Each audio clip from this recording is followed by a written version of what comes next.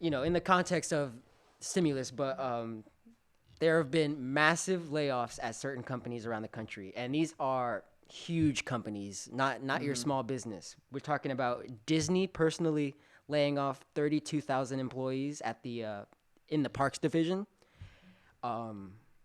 And those are people who started, built their lives at Disney. The thing about Disney parks is that people usually love those jobs. They love being there. It's their livelihood. Stay there a while. They're daily, going to Disney every day, having that amazing lifestyle.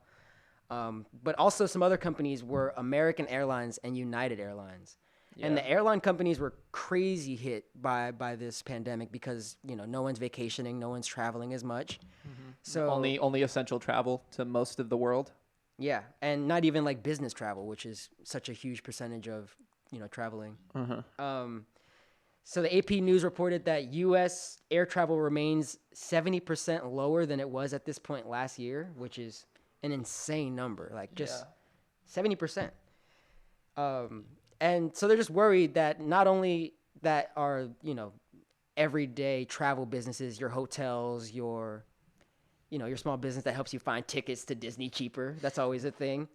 But the flight attendants, the pilots, there's all these people who are finding less hours, finding less work because there's simply less flights and less revenue being made.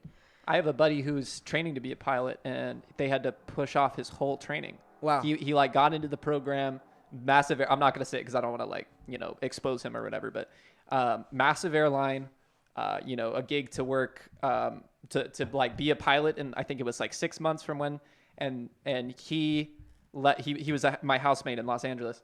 He left, and I think December for that, December or January for that, and then COVID hits in March, and they pushed him off, and he's probably going to go back to his job as a flight instructor that he was doing before. So this whole advancement in his career is backlogged as a result of COVID and as a result of what you're mentioning in the airlines.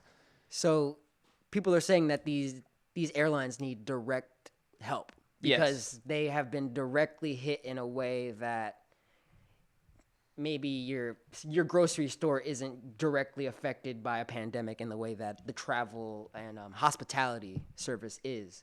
Yeah. And, also cities like Las Vegas, those cities are completely, theoretically, for a while they were completely shut down and quiet, but they are kind of more open now. But the amounts of jobs that were just destroyed, never coming back, just because people aren't immediately going back to Las Vegas, people aren't immediately going back to Disneyland. So the growth is going to take a long time for it to go back to truly pre-pandemic levels. Mm-hmm.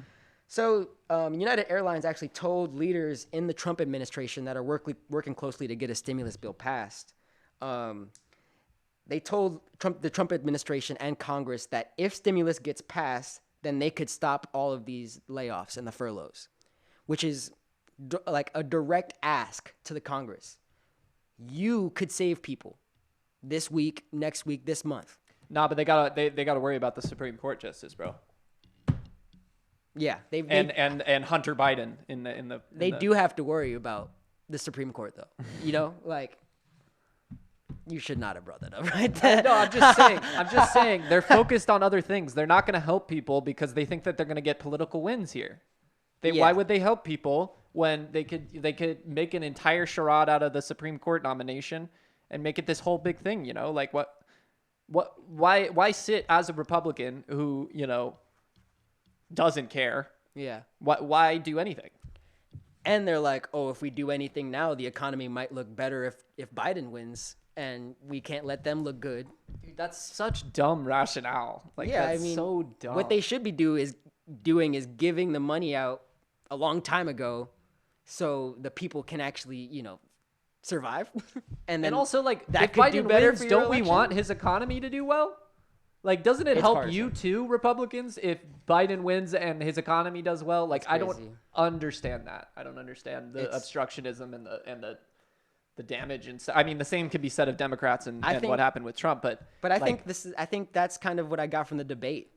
Just complete partisanship, 100% partisanship. No longer about policy at all. Yeah, straight up a cat fight. No, they're just talking past each other. Yeah, we'll get into that though. Let's